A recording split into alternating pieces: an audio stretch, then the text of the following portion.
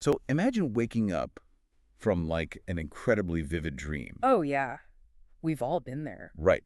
And there is usually this, I don't know, maybe a 10-second window where your brain is still just desperately holding on to the logic of that dream, even as the physical sunlight is literally hitting your eyes. Yeah, you're lying there in bed thinking, wait, do I still have to take that high school math test today? Or am I actually, a 30-year-old accountant? Exactly. And it's this really fleeting vulnerability, right? It only fades because your physical environment anchors you back to reality. Right. You see your alarm clock, you see your bedroom walls. Yeah, and your identity solidifies again. Yeah. And this is the core of our deep dive today. What happens if you wake up and the dream stays perfectly intact? Like it's just running simultaneously alongside your real life, and the two are fighting for absolute dominance. It's a terrifying premise, honestly. It really is. Because what if your physical environment offers absolutely no help? Because reality itself has just been entirely shattered. Welcome to the deep dive, everyone. And, you are left entirely untethered in that situation. You're forced to build an identity out of whatever random mental fragments you can hold on to. Which brings us to the USS Arawyn. We're looking at a highly specific, localized crisis today.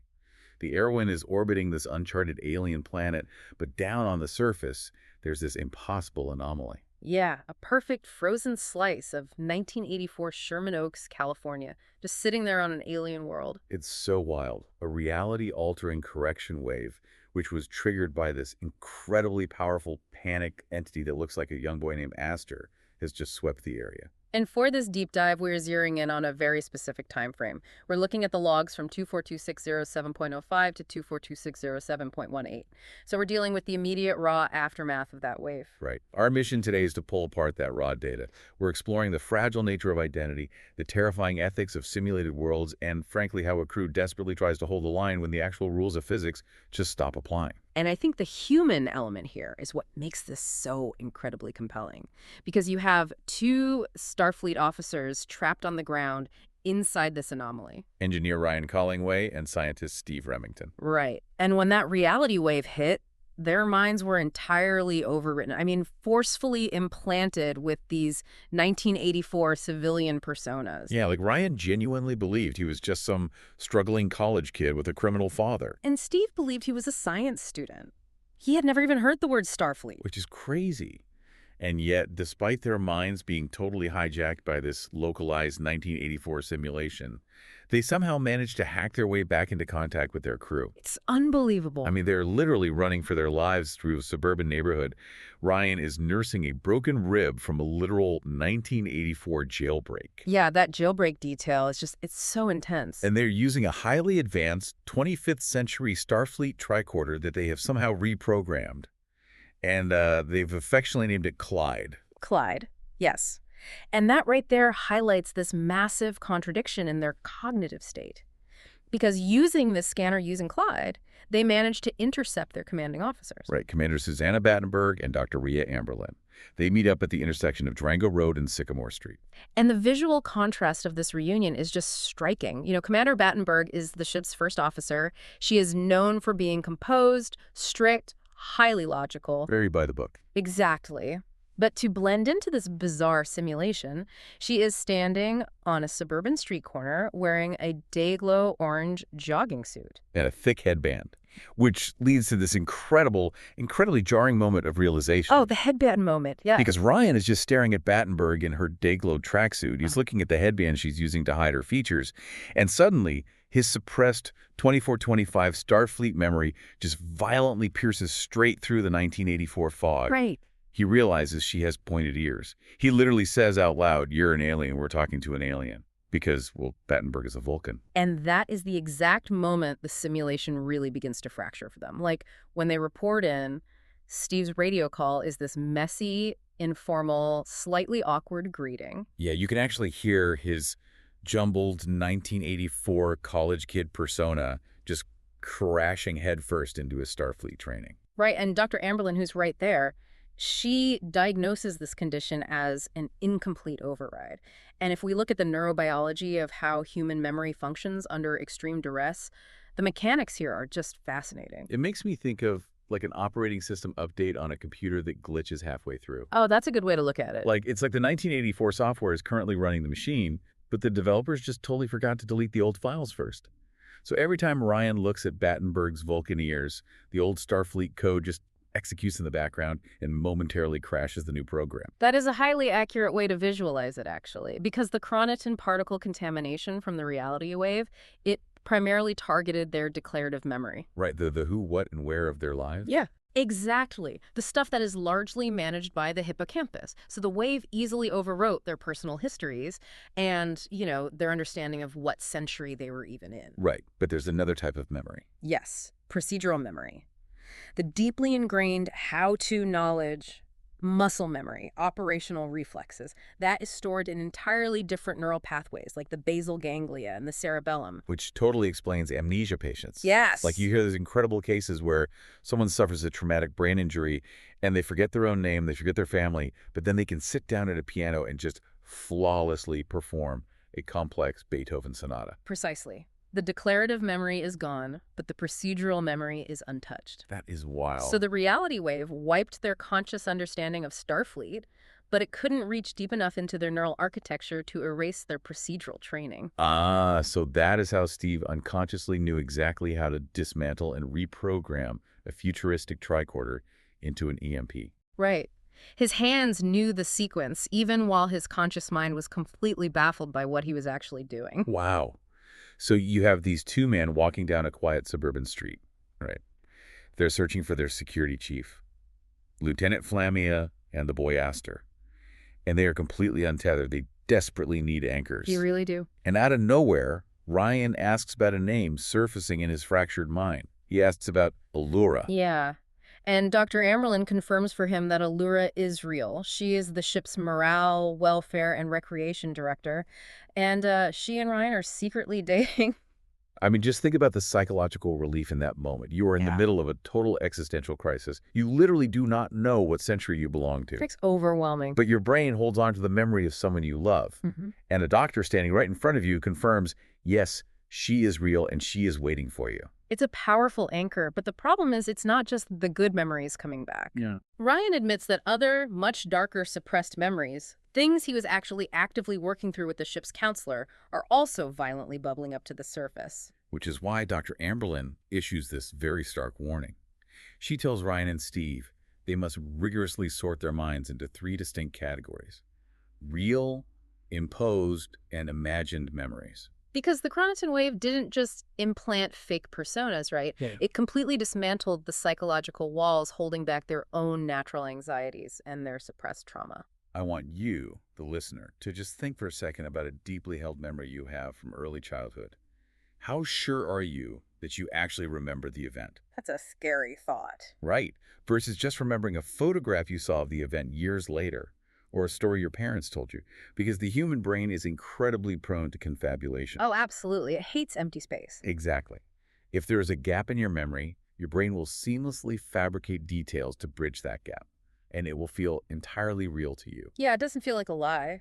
Now imagine trying to untangle that web while walking through a simulated reality that is actively trying to rewrite your identity in real time. It is a monumental cognitive load. Yeah. And it actually forces a much larger, frankly uncomfortable conversation among the ground team regarding Starfleet's highest law, the Prime Directive. Oh yeah, this part of the logs is fascinating. Dr. Amberlyn suggests a very controversial theory here.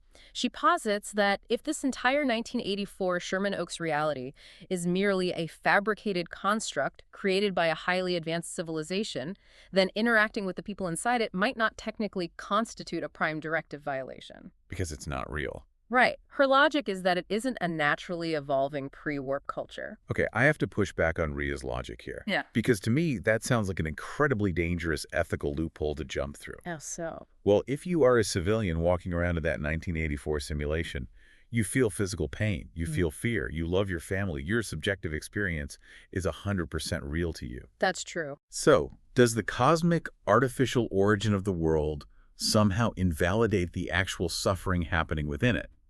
Like, if a simulation is advanced enough to possess genuine sentience, flipping the off switch isn't IT support, it's genocide. I mean, you are touching on the very core of the simulation hypothesis there. And it is the exact philosophical gray area that makes the Prime Directive so difficult to apply uniformly. Right. But Starfleet's hesitation here isn't born out of lack of empathy for the suffering of those entities. It is about the fundamental definition of consequence and cultural contamination.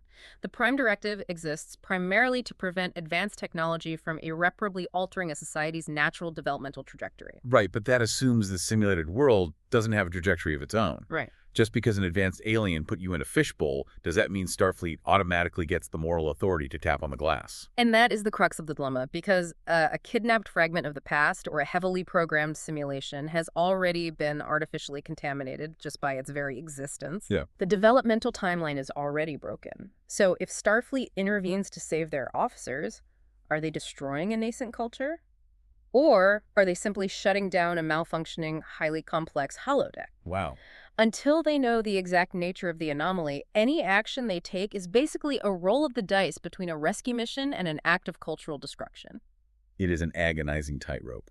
And, this desperate search for an anchor, for some solid ground to stand on it, isn't just a psychological phenomenon happening down in the simulation. No. It is playing out as a literal tactical strategy up in orbit.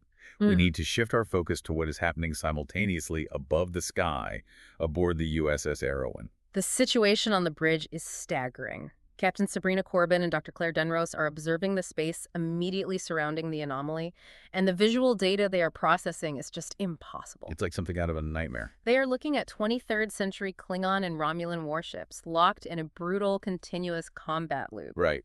And drifting peacefully through this chaotic upper atmosphere are Valith. The space creatures. Yes, these enormous, pale, graceful space creatures just drifting through a war zone. It's this mosaic of shattered realities bleeding into one another.